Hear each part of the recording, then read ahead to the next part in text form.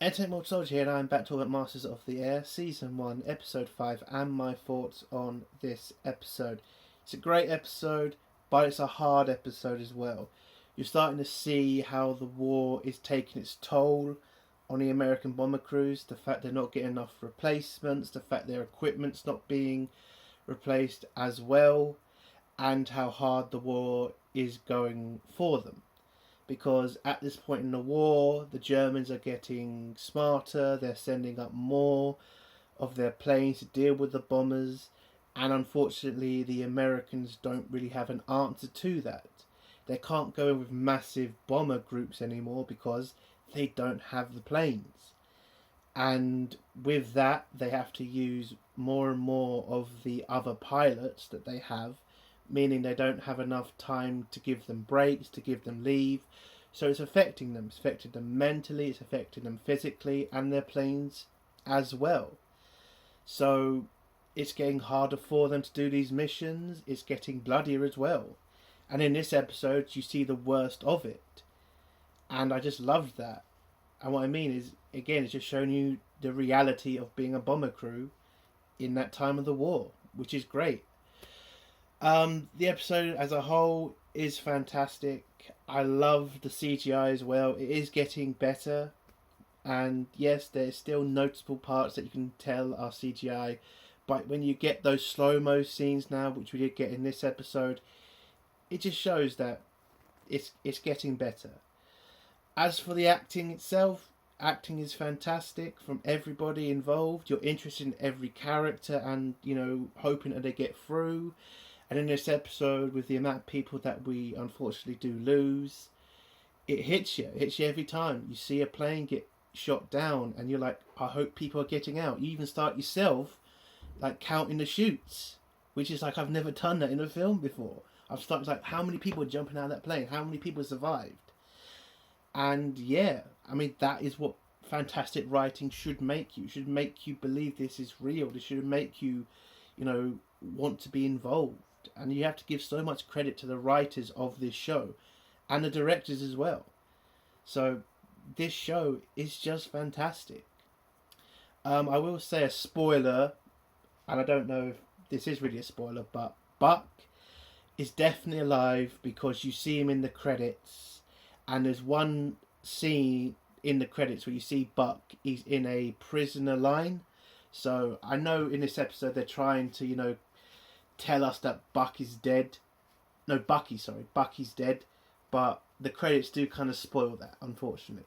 So it's just a little spoiler in case someone didn't notice that. I noticed that. So yeah, Bucky's alright. He's in prisoner of war camp. So overall, the episode to me is 10 out of 10 again. This series is just fantastic. I kind of was worried that we were going to get kind of a bit bored of the bombing missions and they wouldn't really know where to go with this series, but I was proven wrong. They know what they're doing. They know how to keep you invested. They know how to keep the episodes fresh, and that's fantastic. So a 10 out of 10. If you haven't watched this episode, go watch it because it's just fantastic. So let's get to the spoiler section. If you don't want to hear spoilers, leave it in 3, 2, 1.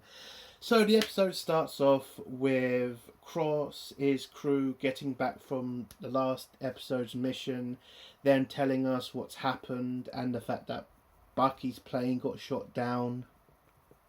They then go back to their bunks and it looks like a couple of replacements have come in and taken their bunks because there was an assumption that most of the people were killed on that mission, so they thought those bunks were free, but Cross's crew is just like, no, you're not taking our beds, we're alright. And it was a kind of funny scene. But after that, we find out Cross has got a promotion to the map room. He's going to be a major in there, dealing with overall missions with more bomber crews. So he's been promoted to probably one of the most important places to be as a navigator, which he is. And as he is now in the map room, they've brought up Bubbles, his friend, to replace him on the mission that they're going off to. Pretty much this is a revenge mission, for Bucky. Because when you see Buck turns up, he explains to everybody, they all know why he's here, and he's there to get revenge on the Germans for Bucky. And you understand that. I mean, I would do the same thing in his position. You want to hit the Germans now, you want to hit them hard, because they did take out a friend. So we find out about the next bomber mission. Next bomber mission is to attack a train factory, I think. And with this mission, it's going to be in a city. So some bomber crews are kind of concerned with what if we hit civilians, but Buck kind of says, and the command says, we have to do this for the war. We have to stop the Germans from winning the war. So if it costs civilian lives, it costs civilian lives. Some of the men are not happy with this because it's also on a Sunday, and at this time, more people were very religious, so they didn't really want to kill people on a holy day. But it is a war, and sometimes you have to do dirty stuff. And, you know, it was a war. Yeah, civilians are going to die, but, you know, if you don't keep fighting, then the Germans will win, or the Nazis will win. And you can't just let that happen. So I think Buck is right in that respect of, like, you know, that's the cost of war. But the other men are right as well. Like, you don't really want to kill civilians. That's not what you joined to do. You joined to fight soldiers, not kill civilians.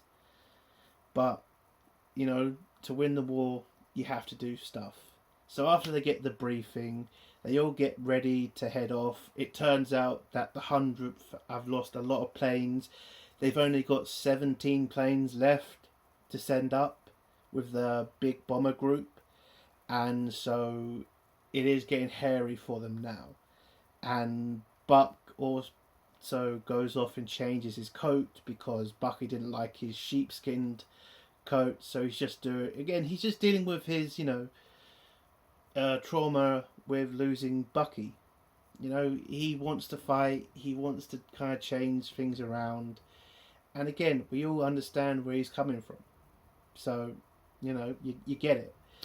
So they head off on their mission. Only 17 planes. We get to the scene when they're off on the mission, where we see the Thunderbolts that are protecting them over the English Channel. Unfortunately, as I've said before, they don't have the range, they don't have the fuel to stay all the way to Germany. So as soon as the bomber crews are over the English Channel, the Thunderbolts pull off and head back to England. And now they're on their own. You can see that a lot of the planes are struggling because 4 planes have to turn back to head back to England because their planes are just not, you know, working right. And again, that's what I was saying at the beginning. Not enough replacement aircraft, not enough replacement parts are coming from America to Britain to, you know, fix this problem, which is happening more and more and more. So the force is only going in with 13 planes right now, and now the Germans have become wise to it. They're focusing their flak on the 100th more now, and it's getting harder and harder for them to get through this flak because they're getting smarter. So a bit into the bomber mission, one of the flak hits one of the gunners, kills him straight away. The guy next to him is trying to kind of revive him, trying to wake him up, but unfortunately he is dead. More and more planes are getting hit. They already lose like 4 planes in the first few minutes of the mission. So again, more planes are returning back to England, and more planes are getting knocked out. So the Germans are getting smarter and stronger with the defences, which is costing more and more bombers. So it's getting worse for them. And you can see it on the crew's faces, you can see it on how many planes are getting knocked out. It's just getting harder to do these missions. So as they're approaching the target and getting ready to bomb, the flak dies down as it always does, but then you just see a massive wave of German fighters rushing into them, and it's just a bloodbath at this point. They're knocking out planes, shooting at and damaging too many of them, and Bucky's plane is just getting hit and hit and hit. More of his crew are either getting killed or disabled, and his plane starts losing most of he loses most of his engines, and then Buck has to, accept facts on the ground, which is his plane is just not working. So he calls for a bailout. They do as much as they can. They release their bombs, and the bomber, what's his name? I forgot his name, but the site bomber guy, he gets hit by a rocket from one of the planes, knocks him out of the seat, and as Bucky has called for, them to abandon the plane, tells the other guy to shoot the bomber site, because again, as we all know, that site cannot fall into German hands. So they shoot it, they blow it, they destroy it. They all try to jump out of the plane whilst it's still stable, but the same bomber crew guy who was the site guy tries to jump out of the plane, but he then gets hooked on the handle before he jumped out, so he's stuck there. Tells the guy to use the manual release on the door, so he does, and that pretty much frees him from the plane. The other guy jumps after him. With the rest that are left on the plane, one guy is trying to grab his friend's body to pull him out of the plane with him, but the other guy just tells him he's dead. It's going to take too much time. They need to get off the plane now. So the guy, doesn't want to, but he accepts that he has to leave his friend's body on the plane. They both jump out. Bucky and the other pilot head down to the bomber chute to jump out, where Bucky does his usual, you go first, he'll be the last man to jump out the plane. But the other pilot's like, this is his plane, he will jump last, and so Bucky just says fuck it and jumps first himself. So both jump off the plane hurtles down to the ground. Bucky gets shot at by a Luftwaffe plane and calls it a cunt or a bastard or something. I thought that was a funny scene. But now that Bucky is not in a plane, he's not leading the mission, so another plane takes over, the 100th Bomber Group. But then we are on Rosenthorpe's plane, so he's not leading the mission. He's part of the new pilot crew that came from last episode. So they're not leading the mission, but this is where we're going to stay on the group, the planes that are left. So they get to the target. Rosenthorpe waits for the lead bomber to drop his bombs before he lets his bomber guy drop their bombs. They wait for a couple of minutes. They drop their bombs. They do the mission. They complete it. They hit the target, and then they try to head back to England. But unfortunately, this is where it gets worse for what's left of the 100th. The German fighters come back, just eviscerate what's left of the bombers that are left. One of the bombers gets hit in the wing. It then hurtles into another flying fortress, and pretty much everybody on both planes gets killed because both planes blow up. It's getting pretty bad up there, right? Right as Rosenthorpe's plane is getting hit with debris. One of the flak blast hits his tail gunner in the leg, where he has to pull out a bit of shrapnel out of his leg to stop the bleeding. And yeah, it's just getting pretty hard for his crew. And again, whilst they're just trying to deal with their own problems, Rosenthorpe's crew doesn't realise that every other bomber has been destroyed. Like every single one. There are no other planes with Rosenthorpe's plane. They're the only plane that's left from the 100th. And with this, they're now the only target for what's left of the German bombers. Yeah, they've knocked out a lot of the fighters that came and shot them down, but now that they're on their own, they are an easy target for them, where we get this fantastic scene where we get a dogfight between a flying fortress and a German fight, well, at least four German fighters. So Rosenthorpe tries to go, he has to maneuver his plane into like a fighter kind of position so that his gunners can get targets on those German fighters. You get a slow-mo scene where a plane comes like really close to their cockpit, where Rosenthorpe gets eye to eye with a German, and it's just it's a great fucking scene.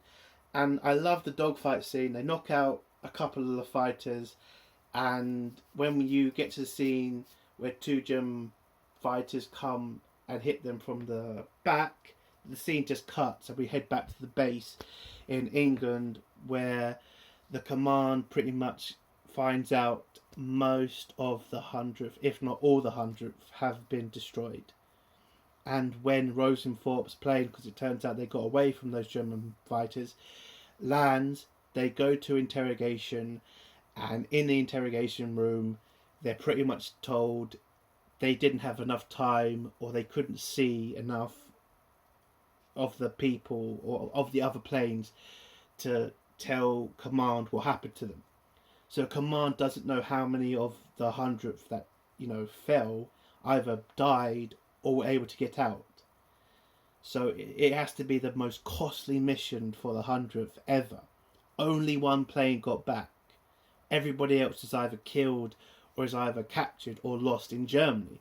Because again, like doing a mission over Belgium, doing a mission over France, you can hope to get some help from the resistance or from the locals. Being a survivor of a bomb mission in Germany, nobody's going to help you. You're literally on your own, and you've got to find a way out of Germany into a friendlier country. So that's going to be worse, because Bucky is now in Germany, and he's on his own. And if he surrenders to the Germans, he's just going to go to a POW camp, and he doesn't want to do that for the rest of the war. So it's going to be an interesting time for him in the next episode.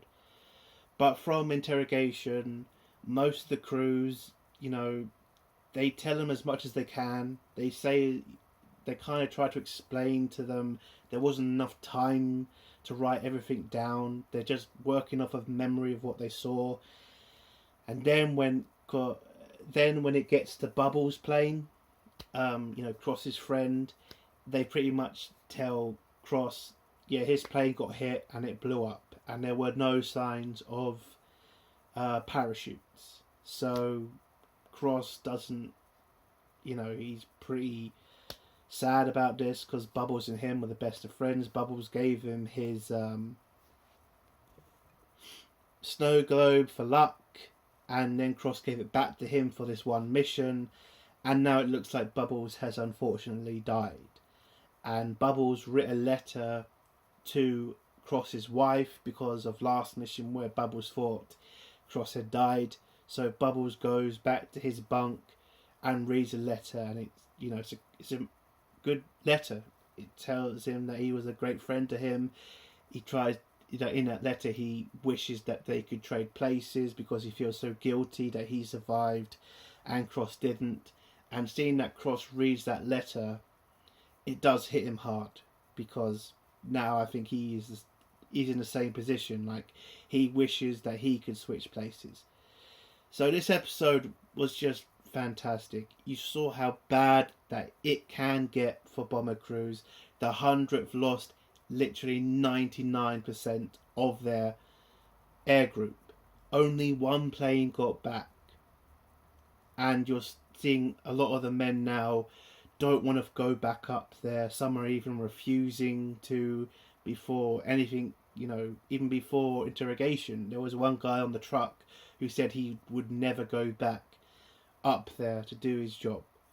And you can get it. You can understand, because they probably went through the worst mission in the 100th history. People were saying probably the third episode's mission was bad. No, this was bad.